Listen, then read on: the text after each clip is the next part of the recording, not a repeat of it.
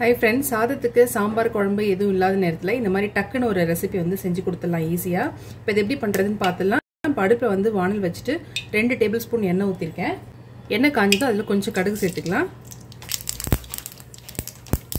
அதுல 1 டீஸ்பூன் பெருஞ்சீரகம். அது கூட இந்த மாதிரி பூண்டு வந்து ஒரு கட்டி ஃபுல்லா எடுத்து நல்லா நசுக்கி வச்சிருக்கேன். அதை வந்து நம்ம இதில் சேர்த்துக்கலாம். அப்படியே சும்மா ஒன்றும் பாதியமா நசுக்கிருக்கேன், அது சேர்த்துக்கலாம். இப்போ சேர்த்துட்டு உடனே நான் ஒரு 3 பெரிய தக்காளி மாதிரி அரிஞ்சு வச்சிருக்கேன். இதை வந்து எடுத்து இப்படி பிசைஞ்ச மாதிரி சேர்த்துக்கலாம். அப்பதான் வந்து நல்லா மசால் வந்து நல்லா வரும்.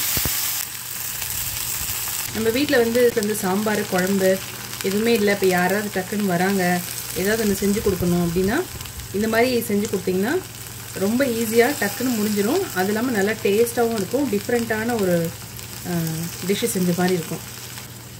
தக்காளி பஜ்ஜி தேவையான அளவுக்கு மஞ்சள்தூள் சேர்த்துக்கலாம், கொஞ்சம் உப்பு. இது வந்து ஃபஸ்ட்டு நல்லா வதங்கட்டும். நல்லா கொஞ்சம் வதங்கி வந்ததுக்கப்புறமா நம்ம வந்து காரத்துக்கு மிளகாய் தூள் சேர்த்துக்கலாம். தண்ணி எதுவும் சேர்க்காம அப்படியே வதக்கிடுங்க. நம்ம தக்காளி போட்டிருக்கோம் இல்லையா, இதுலேருந்தே தண்ணி விடும். அதனால தண்ணி சேர்க்காம இதை அப்படியே நல்லா வதக்கிக்கலாம். இதில் கொஞ்சமாக பெருங்காயத்தூள் சேர்த்துக்கலாம். இதிலே 2 கொத்து கருவேப்பிலை நல்லா கலந்து விட்டுக்கலாம். கலந்து விட்டுட்டு இது நல்லா அப்படியே கொஞ்சம் வெந்து வரட்டும்.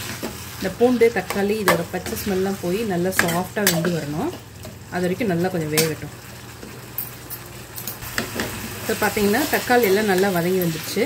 பூண்டு வந்து நல்லா வெந்துருச்சு. பார்த்தீங்கன்னா நல்லா மசிஞ்சிருச்சு பாருங்கள். இந்த அளவுக்கு ஆனதுக்கப்புறம் இதில் வந்து கொஞ்சம் மிளகாய்த்தூள் சேர்த்துக்கலாம். 1 டீஸ்பூன் மிளகாய்த்தூள் சேர்த்துட்டு இது நல்லா கலந்து விட்டுக்கலாம்.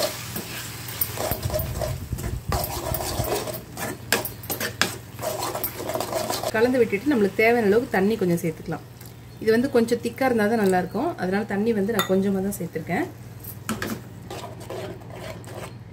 தண்ணி ஊற்றிட்டு ஒரு 2 கொதி விடணும். 2லேருந்து 3 நிமிஷம் வச்சுருந்தோன்னா ரெடி ஆகிடும் நம்மளோட தக்காளி பஜ்ஜி. இது ஒரு 2 நிமிஷம் கொதிக்கட்டும். நல்லா சூப்பராக கொதிச்சு நல்லா பச்சை வாசனெல்லாம் போயிடுச்சு. இந்த மிளகாத்தூளோட ரா ஸ்மெல்லும் போயிடுச்சு. நம்மளோட தக்காளி பஜ்ஜி ரெடி ஆயிடுச்சு. அது சுட சுட சாதத்தோட போட்டு சாப்பிட்றதுக்கு சூப்பரான டேஸ்ட்டில் இருக்கும். அது மட்டும் இல்லைங்க, இது வந்து தோசையோட கூட ரொம்ப சூப்பரான காம்பினேஷனாக இருக்கும். கண்டிப்பாக ட்ரை பண்ணி பாருங்கள். இப்போ அடுப்பு ஆஃப் பண்ணிடலாம். கொஞ்சம் கொத்தமல்லி தழை தூவி விட்டுடலாம்.